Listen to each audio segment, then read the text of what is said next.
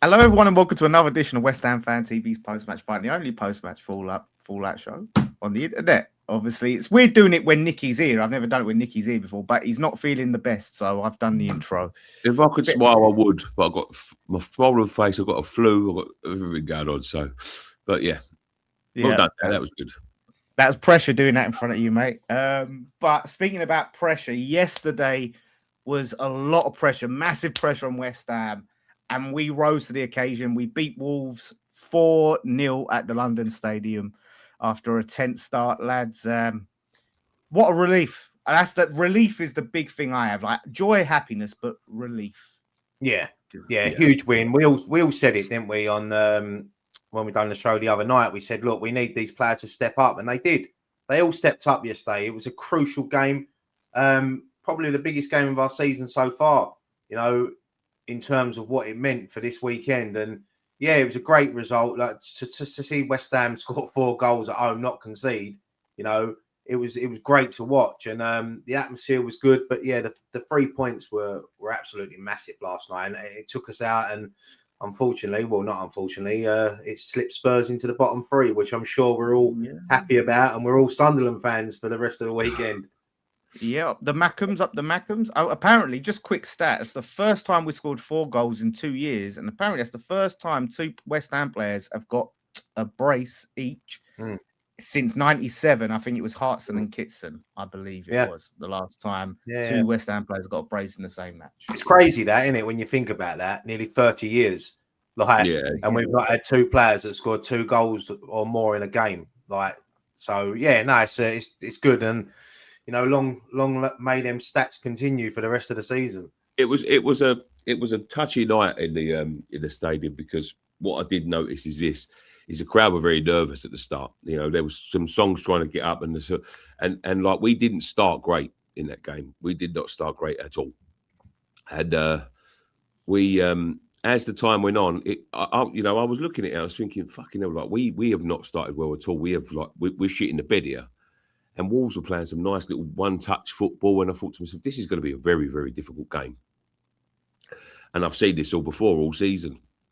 And then we got that goal just before half-time. And obviously the place rose up, but it was still a bit nervy. And we started the second half. But as soon as we got that second, we was like a different team. A different team. Yeah, the crowd was different. Just come out. Yeah, the crowd was different. The players were different. All of a sudden, that second goal, when... I know Pablo gets his critics, but, he sets up a little goal for Tatty. And then about 30 seconds later, he does something similar. And then, it's like... it weren't even 30 seconds. It was 16 seconds. Yeah. It was crazy. Seconds, but there was a time in that game, right? And I know we haven't gone through all the game yet, but there was a time in that game where we went 1-0 up. We come out in the second half. They hit the post, didn't they? Was that in the first half or the second half? First half. First half. And then we come out and we missed 2 fucking good chances, but they weren't, clear-cut chances. Somerville tried to dig one over the keeper, which went wide when he went through. I think he should have bet on himself there, Somerville. He definitely should have. He should have gone a bit further on him, slotted it past, and then Bowen hit the post. And I looked at Nick Marsh, who was standing behind me, and I said to him, this might not be a night, I've seen this all before. I see this against Forest. Like we was 1-0 up, cruising the game, and then all of a sudden we go. And then as soon as we get that second, and then we get the third, and breaks off. It was. I'm going to be honest with you. Once we got that first goal, I was confident we was going to go on and win it. We needed that goal, Mavropanos, just before half time. Great header, great ball in from Bowen. But once again, Fernandez, he does what he's good at. He recycles that second ball, gets it out to Bowen. Bowen, great ball, and it's a great header, great finish. And I think once we got that goal, I felt confident because I know Wolves started well, but I didn't ever fear that I thought they'd score. Like their mistake, like when one of their best chances come from Diouf nearly scoring an own goal. But lucky enough, Manson was there to palm it out. But yeah, I didn't sorry, go on, mate. Go on. No, I was going to say, we didn't really touch on the starting lineup. The starting lineup came out, and it was sort of pretty much the starting lineup we saw that where we rejuvenated the team, apart from Wan-Bissaka, and I think Disasi wasn't playing then. But The first half, we had a massive problem with midfield. Like we was Yeah. just getting overrun completely. Yeah, you could see that. You could see something wasn't working in the first, especially the first 20 minutes. Like as you said, we was getting overrun in midfield. It was like they'd never played together before. But then, as Nicky said, something just clicked. And then in that second half, we tore them apart. And when we scored the second goal, like as I said, look, I've been critical of Pablo, but I thought he played really well last night. Great little flick to set up Tatty. Both of Tatty's goals seemed like a lifetime to go in. They just seemed to roll in. But that first one, especially, how the fuck did you not say that? And then the second one, like you think Bowen gets it, another assist for Bowen, sets up Tatty, and then we're 3-0 up within the space of like 16 seconds, and that's it. It's game over. Everyone can just chill out, relax, and then you'd hoping that we'd go on and get 4 or 5, and we should have got 5 or 6 yesterday. Like Adama had a massive, when he come on, I turned around to Scott and said he's going to score tonight, and when he went through, honestly, I thought it was in from where I was sitting, and then but no, great. That's what I'm saying too. And then Mavropanos as well. But I called him the Greek Maldini the other day. I might start calling him the Greek Pele. With that finish for the second one, great finish. I'll tell you what, mate. I don't think there's a player I've ever known in this whole entire time I've been supporting West Ham that has had more of a glow up than him. Ever. I've never seen anyone that I've absolutely couldn't see a single fucking game where I thought to myself, like, he's played well today to this, because he is absolutely phenomenal. He has been phenomenal for a good 6 months now. Since we're out 4 months, sorry, since I think since Disasi came in. He's been phenomenal, absolutely phenomenal. Yeah, I think he was sort of good before that. But yeah, like he's gone up a level with this. If he's playing against Kilman, he's obviously but I talked about it to Brian last night. I just feel like how we utilised him when he first come in, when we had Lopetegui in charge and we was playing that high line and he was playing high up the pitch and he was all over the place positionally. It was a disaster for him. I don't think it done him any favours. I think he knocked his confidence as well.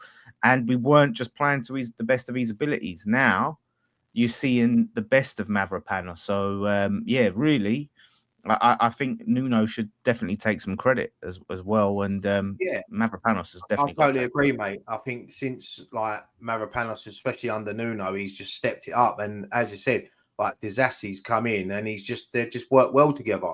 And sometimes you need a good dance partner, and don't work without Deck, So Mavropanos don't work without Disasi and vice versa. You've seen when them two play together, how solid they look. And Mavropanos, like the 2 goals last night, is going to give him so much confidence. And what I love as well is when he scored his second goal, you see the way Disasi acts. Like he's screaming his name. He's like, Dino, you know what I mean?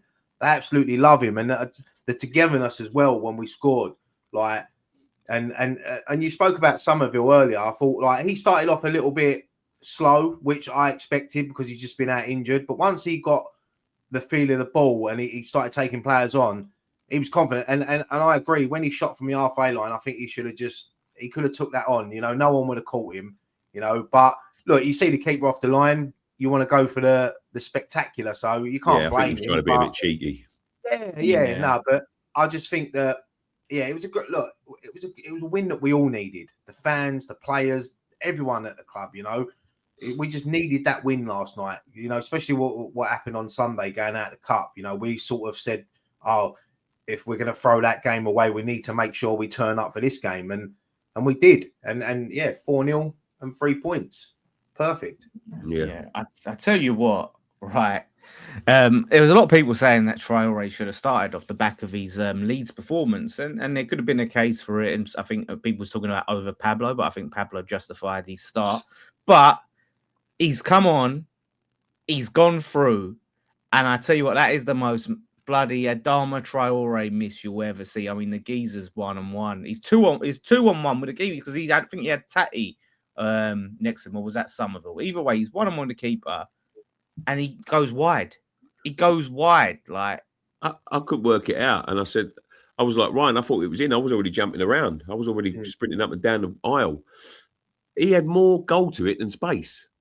Yeah, it's harder to miss. Like it is, honestly. I see him miss years tried ago. to curl it. I see him round the miss years keeper. ago, right, against Man United in about 30 years ago by Samasia Boo. And it come to him on the line, and somehow he was on the line, and instead of scooping it in, he scooped it over the bar.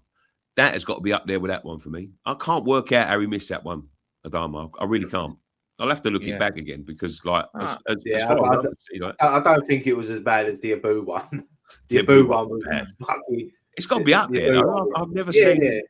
Yeah, he's tried to curl it round the keeper and in. Yeah, and I just think that like I agree with what Dan said. Like if Adama would have been starting last night, I wouldn't have been too disappointed. We was talking about it in the pub before. Like, will Somerville start? Won't he? And I said, like, if he don't start, I've got confidence in Adama to put in a good performance tonight. But when I see the team sheet and I see Somerville on it, I thought, yeah, do you know what? My confidence just went up that little bit more. I was confident we was going to win yesterday, but I didn't think it was going to be as comfortable as that because I think Wolves have been playing well lately. But Wolves are a team now that they know they're down. They know they're relegated. You know, their players now might start taking their foot off because players might be playing for their countries in the World Cup. They don't want to get injured. Yeah. No, the problem is with Adama, this is sorry, Dan. This is what you get with Adama, and this is why we've got Adama. Is if he had any end product, he wouldn't be playing for us. He'd be playing for Man City. Like, he's that good on the ball, but when it comes to passing the ball or shooting, he's fucking one of the worst I've ever seen. But he can cause so much trouble. Like, defenders are petrified. He needs someone sticking close to him. Do you know what I mean? So when he's getting these positions, he just plays a simple pass, and then the person that can finish can stick it in the back of the net. I think he's one of these players that he needs a goal. I think once he gets a goal, I think a bit like Somerville. You remember when Somerville was struggling, and then he got his first goal, and then he just went on that run. I think Adama's got that in him. But he's something. Yeah, I get what you're saying about him. He's a frustrating player, but he's a player that, you know, on his day can turn up and be a great player and make things happen. I tell you what, I was saying this on the watch along, right? He says, fact it wasn't 0-0. I was laughing, right? I was laughing because it was like 4-0, whatever. If that had been 0-0, right? I'd have been fuming, mate. I'd have been calling him every name under the sun. You would have been a meme on the internet, I think. Yeah, I would have completely lost my head, but I was laughing because we was 4-0 up. But I tell you what, Tatty, I think, especially needed that after the Leeds game. The chances Tatty missed to go then and put two against Wolves, 2 key goals. I think that was huge for Tatty, and I really hope this helps him kick on. Yeah, definitely confidence booster. And look, I know I've been very critical of Pablo as well, but as I said, I thought he played really well last night. And obviously, he's assisted Tatty for the first goal. That's a good assist. Yeah, it was a great assist. But yeah, no, look, if we can just click now in these final 6 games and just get another 3 wins, I think would be enough for us to stay up. You know, well, obviously though, look, I know we're sitting in there and we're happy last night, but look, the rest of the teams around us could win this weekend, and we'll be back in the same position. So we just got all we can do is win our games. We just got to hope that these other teams do us a favour, you know. Like I said, it could end. They could all lose, and then you know, we think about it. We're ahead of Spurs with same points as Forest, and then we're 1 point behind Leeds. So we're looking much healthier. But one thing I would say, I know we spoke about Disassi earlier. Like I was talking to Andy on the phone earlier, and I was saying the same thing to him. That, do you know what I love about Disassi is I know that we like him as a player, but I think he's fell in love with the club. And I think that's clear to see with his reaction to Nuno after the game when he was hugging him and picking him up, the way he is with the players. You see him in the training ground videos. And look, whether we're going to sign him next season, I don't know, because there's probably a lot of teams looking at him now thinking, yeah, I'll take a punt on him.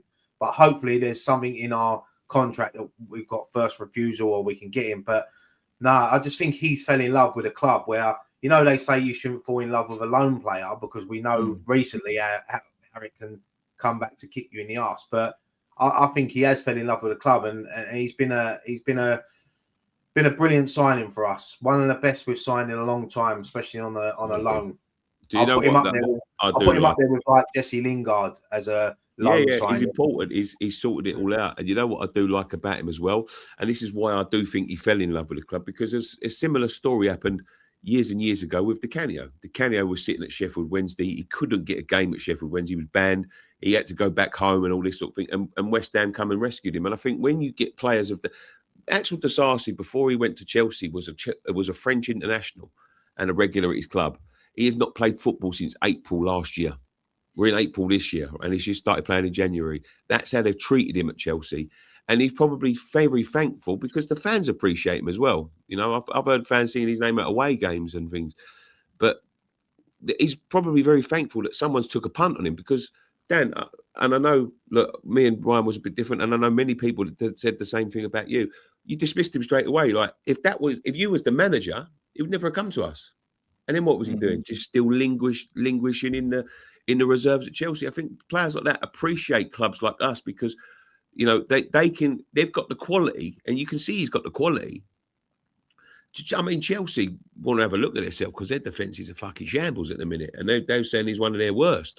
But you know, he's got the quality to help us. You know, he's a good player, a bit like Zuma, but he's also got we've also got the confidence to give him. Yeah, it's pretty similar to the Dawson story, isn't it? Really? Yeah, like, I guess so. Yeah, come in and people didn't want him there.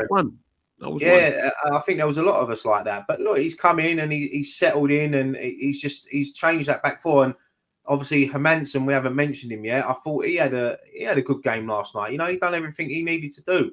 You know, there was one point where, another clean sheet, and one other player we haven't spoke about, and I'm going to give him high praise from last night, is Walker Peters, because I thought he was brilliant last night. Yeah. You know, I really do. And Wan-Bissaka's got fucking a fight on his hand now to get back in that starting lineup, because Walker Peters has made that his own in his last couple of games, and he's just been he's come in and just done a job, and that's what. And he's another player that got wrote off, you know, when we signed him. So yeah, Scott. Yeah. Scott, that's Scott's one. Yeah, but no, Scott sort of held his hands up, didn't he? I think he likes him now. But no, it was just, honestly, as I said earlier, mate, I think it's just what we needed. We needed as fans, you know. And look, it's not guaranteed that that's going to keep us up that win, but it's given us a fucking good chance of staying up now. But if we can get, someone just said this now, right? Hammer of the year for Mavropanos. I'll tell you what I would do with Mavropanos if he stays. If we stay up, we stay. If we can get the money together to sign Disasi, right, I think Fernandez is going to go. Souček is getting on a bit. It's his last year next year. One of them two have got to be the captain for me. What makes you think Fernandez is going to go if we stay up? Because I think we need the money. And I think he's the easy target. He's the easiest one to sell. Him or Somerville. No. I don't know. Mate. I hope he doesn't. I hope we find a way to get rid of all of these things. But I was looking at the other day at this quote from this AC Milan chairman, and somebody said, "Are you going to sign it, Fulkrug, for $4 million?" He started laughing. Like someone told him a joke about that Friday, didn't we? Yeah. I mean, it's like we're really going to have trouble getting rid of some of these players that we've sent out on loan. We're really going to have trouble getting rid of them. Like, and some of them are on big, massive money. We're in trouble financially. I think Fernandez, although I don't think we'll get 100 million for him, he's probably as close to an 100 million pound player as we get. And I think they'll look at him as an easy target, get rid of him, and we maybe bring Popsy in, or maybe find another Declan Rice. It's a shame because I think Fernandez is fantastic. I'd love to see him. I don't know. Fernandez is he had that period, right, where he was standout, right, and he was doing brilliant things. I'm not saying he's been shit at all, but he's been a little bit more under the radar than usual, where he's still doing good things in games, but he's not highlights. He's football. It's because other players have stepped up and taken the pressure off of him to be the main man. Yeah, so he's not when other players step up, like Jared Bowen stepped up last night as a captain, as a leader last night. You know, he needed that. He needed that goal to go in. That fucking goal would have won. Yeah, he's been unlucky, isn't he? That's the third time. Hit the post twice against the post. Yeah, so. It will come, though. It will come. He'll get a goal. You know, it was unlucky last night. But, look, with players like Jared Bowen, you have to have him in your team because he can create something. You know, you could say he got 3 assists last night because he took the corner for Mavropanos. I know it took a deflection off of the Wolves player. But, you know, he's got, 3 assists last night. And, he wants to score goals, Bowen. He loves scoring goals, you know. But sometimes, if you're not scoring, at least assist. So, listen, I thought he had parts where he disappointed last night, but I also see parts of him last night that looked like he was coming back to the old Bowen. That shot he had down, that cut in and shot, the way he set up the 3 goals, he looked like the old Bowen. He looked like the old Bowen was returning like that. Yeah. You know, that dynamic player, that player that's not afraid to take people on, not afraid to cut inside and have a dig. And you know, he looked like he was coming back to himself. So it's fantastic. Listen, I've never said Bowen has never worked hard. And that's something that I'll always say. I don't think he's been as potent this year. And a lot of people have sort of pointed me out to him being like, you know, I've obviously got a problem with his captaincy. I've got no issue with it, but you know, I don't think he's the type of man to be the captain. But that's not his fault, you know. And I think he took a lot of burden on him. And people said to me like, you know, he's been carrying you for like 5 years, and you got to think, yeah, he has. Like, you know what I mean? It's a lot of pressure this season, so. He's probably going to be the captain until he leaves the club. I know you said about Mavropanos and that next season. You know what? I'd have a word with him next year. I'd have a word with him because he might think to himself, oh, I don't want to go through that sort of thing again. I would have a Mavropanos or a Disasi as a captain. Yeah, but I prefer centre-backs to be the captain anyway because they can see the whole pitch. I think stripping him of his captaincy would be very harsh. I would ask him. I wouldn't. Yeah, but I think he might even be insulted at asking. I know what you would do, but let's be real. I don't think Nuno is going to do it. I don't think a manager, even if Nuno goes and a manager comes in and goes, right, see you, yeah, who's probably one of the best players of the club, right, we're taking that off. I don't think it's going to happen, right? I know what you want to happen, but the thing is, Nuno didn't appoint him, did he? No, he didn't appoint him. No, it was Lopetegui. Yeah, it was Lopetegui. Yeah. He didn't appoint him. But I don't think Nuno goes after this season. Jared, right? It's off you, and it's on Mavropanos or it's on whoever else you said. I can't see it happening. Was it Potter? I thought it was Lopetegui who made him captain. It was Lopetegui, not Potter. I thought it was Lopetegui. He went. He became captain after Rice. He went, didn't he? So yeah. No, Zuma was captain after Rice went. When Zuma left. It was Bowen. So. Yeah. So, but do you know what I like as well? We the both goals I was gonna say, both Tatty's goals they was almost carbon copies from the press, right? First one was Somerville tackle, right, from the press, set that up. Second one was Bowen tackling off the press, and it just shows when we start to press a bit more, we can get rewards and both good at it. Yeah, when you say about press, even when you look at like Somerville's chance where he tried to lob the keeper, like it was only him closing the defender down. The defender panicked and he didn't know what to do. And all of a sudden, Somerville gets a toe in. And once he gets that ball around the defender, no one's catching him. He's quick.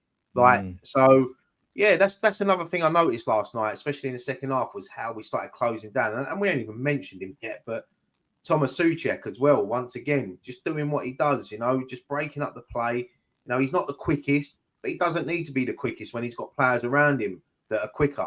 So, he just sat there especially in the second half. I see him step up as well in the second half because he wasn't that great in the quiet in the first. Yeah, but in the second half, I think like he went like that's how much under the radar he went last night that we haven't even spoke about him yet. But he was on, you know, he was a key player last night for us. So yeah, everything just clicked. There was a moment in that game. I think it was the goal. I think once Mavropanos got that goal, if we'd have gone in at 0-0 at half time, it'd have been a different team talk from Nuno. The players would have been feeling different. The fans would have been a bit more on edge.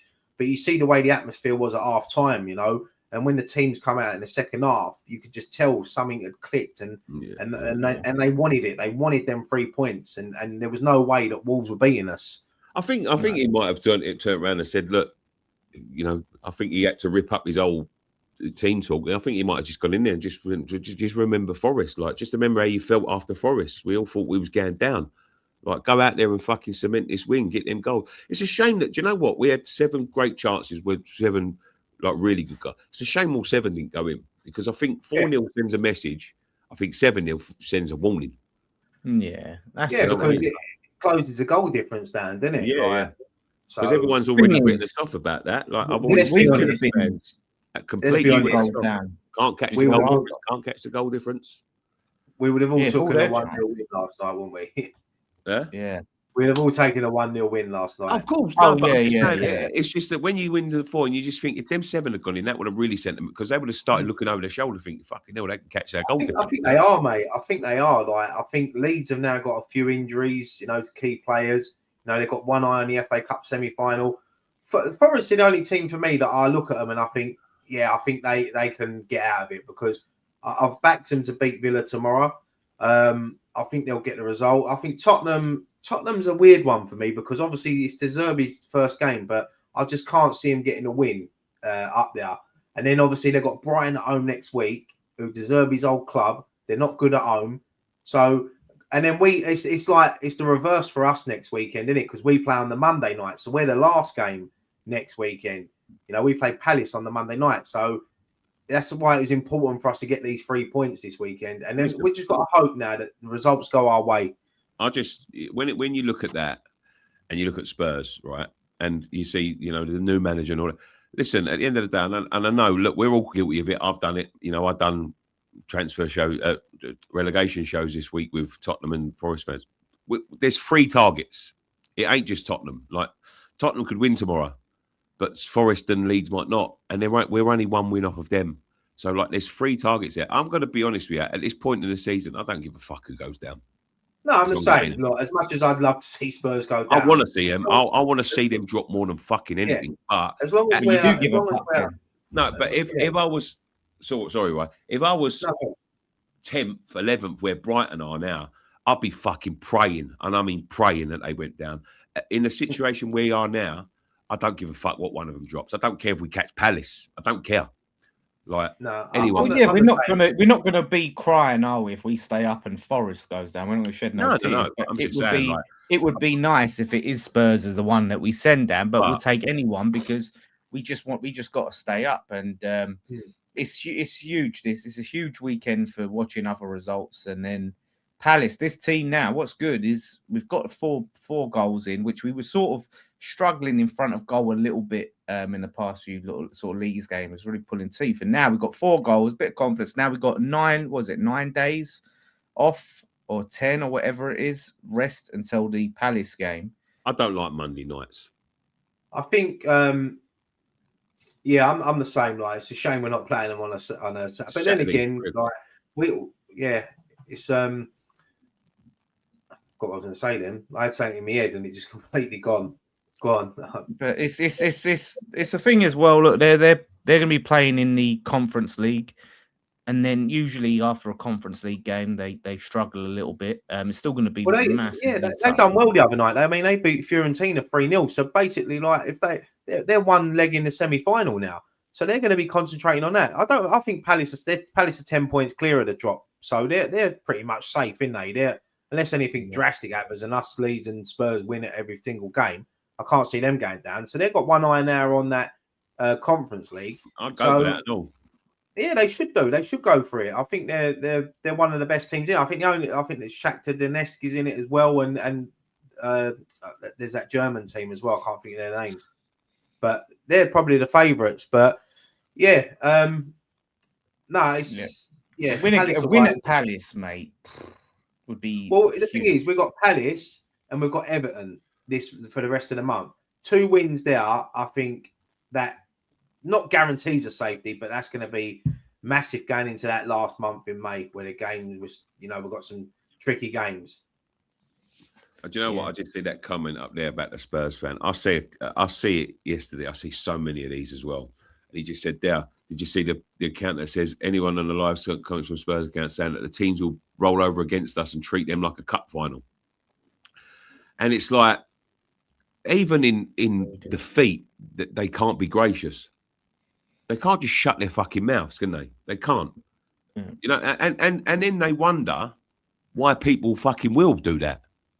Because they don't shut up. They can't shut up. They cannot stop running their fucking mouths.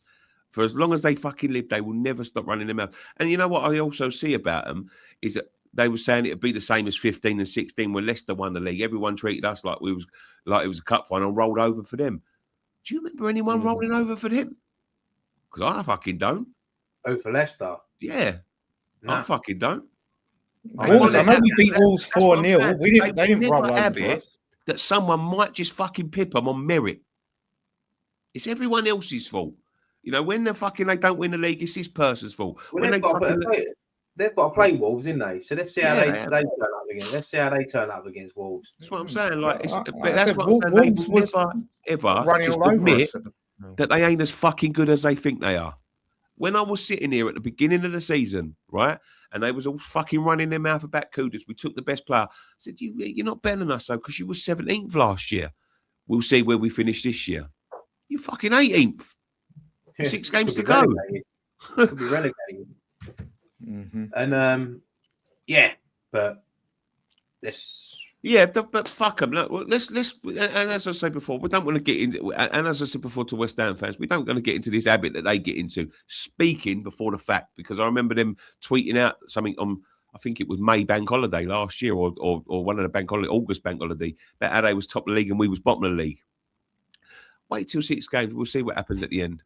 Wait till 6 games, and then we can start chatting away to them. But they will ever just accept that they may not be as fucking good as they think they are. They still think that they're the Harry Kane and Heung-min Son Tottenham. They're fucking long way away from that. Long way. Yeah, and look, I watched De Zerbi's interview yesterday, his first press conference as a Tottenham manager, and he turned around and said he's not as good as the other 2 managers. And I'm like, that's the last thing you fucking, as a Spurs fan, you want to be hearing. Like, that he ain't as good as Thomas Frank and Tudor. So, yeah, I mean, look, I think I think anyone that ain't in a Tottenham shirt, everyone wants them relegated, let's be honest. But as you said, mate, it don't bother me if they stay up. As long as we stay up, that's all that worries. That's all I'm worried about. Well, Arsenal at the moment are drawing their game. 1-0, isn't it? It was 1-0 down. So they could both fucking fuck up this season. They'll both be pointing at each other like them Spider-Men that fuck up. Pointing at each other going, it was your fault, your fault, your fault. It could be a big weekend at the top and bottom, because obviously City go to Chelsea tomorrow, which will be a tough game. And then obviously Bournemouth at the moment, it's 1-1. I mean, Arsenal are going to get a late fucking 98th minute winner. We all seen this happen time and time again down the years. But yeah, no, I'm just glad we got that one. And do you know what? I went to the game last night. I've got to say the atmosphere was brilliant, especially in that second half. Yeah, I think the players fed off of that atmosphere as well, and you could see it. And it was good. It was good to be there. Good to get them 3 points as well. That's all that matters. Actually, it was brilliant. Yeah. And you see outside after with the fan cams and people just coming over, like everyone was in a good mood, and that's what you want. You want to leave that stadium smiling and happy with the wins. And it's been a tough season, we know that, and there's still 6 games to go, but we've given ourselves one hell of a chance now of staying up. When, let's be honest, 6 to 8 weeks ago, we probably didn't look like we was going to stay up. No, that's right. But this is what football could do to you. I was actually ill last night. You see me before the game. Then you spoke to me before the game. I was really rough. We got that win, and I felt like $1 million. A couple of paracetamol, I went a little dance, and I was feeling right as rain. I feel fucking rough again now because I've got a banging headache and a fucking swollen face. But that's what a little bit of happiness can do to you. It was good to see last night, because I'm telling you now, right? And I know a lot of people have a go at us, and a lot like when teams come to the London Stadium and they look at us, they hate us. They hate us. Some of them love them. They used to love us, then some of them hate us now. And they sing that song, "You sold your soul for this shithole." They think they're actually talking to us like we sold our soul. We never tried to sell our soul. You know what I mean? Like, it wasn't our fault. These fans have gone through a long fucking suffering. And just remember, just when you look at West Ham fans, every other fan in the league, it could be fucking you. And unfortunately, it's us. These fans deserve a bit of fucking something to cheer about. And although it's getting out of relegation, I like to see smile on people's faces, because these people have rinsed the shit out of us, to be quite honest with you.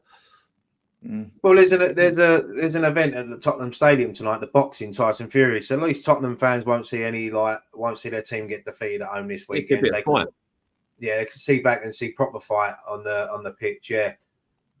So yeah, it's but look, I know we sit here and it's all banter, but look, as I said earlier at the beginning of the show, it could they could win, Forest could win, and Leeds could win. So we just got to. We've done our job. That's all we can ask these players to do. Do our job and let the others worry about themselves. I would say enjoy it today. Enjoy looking at the table and being out of it. Look, they could all win their games and we're back down there, right? But just for now, we've been down there for so long. Most of the season will be in that bottom three. So whatever happens tomorrow, let's enjoy being out of the bottom three, at least if it's only for a couple of days, you know. So walking out that stadium last night, I must admit the air felt different being out of that bottom three. Everything seemed rosier. Everything was happy. I could breathe a bit easier. Yeah, it was beautiful. It's beautiful to be out of that bottom three. Let's just hope we're back in it come Monday. Yeah. So, but yeah. So, by the way, shout out to obviously okjersey.com for sponsoring the channel. Go get your current shirts, your retro shirts, your international shirts. World Cup is coming up, so go get your international shirts in time. He just showed me the jersey yesterday as well. He's just put a load of New England shirts on there. It's got loads now. There you go. There you go. Get your English shirt. Scan the QR code. Go to the website. Use a discount code Nicky for 10% off. So go get your OK jerseys. Like I said, we did roll over the Brooklyn competition for the signed shirt till next Friday. We will do the draw next Friday night Pint. The draw. So if you do want to win it, sign up to become a member. 3 different tiers. Bottom tier gets you 1 entries, second tier gets you 2, third the top tier gets you 3 entries into the raffle. We will put all the names into the members, you know, spin it round, and whoever it lands on wins the signed Brooklyn shirt, and it's a beauty. Get that framed and put it up in your house. So yeah, good stuff, lads, good stuff. Fantastic. Yeah, well, listen, happy hammers. We'll enjoy this the rest of the weekend. Like Ryan said, we can sit back and we can watch and enjoy the other games now without any stress because we got our win. I'm going to go back to it for a little while. Take me, get me that gone. Yeah, and he's going to have a lay down now. Yeah. Thank you all for watching. Have a good week. One thing left to say. Come on, you guys.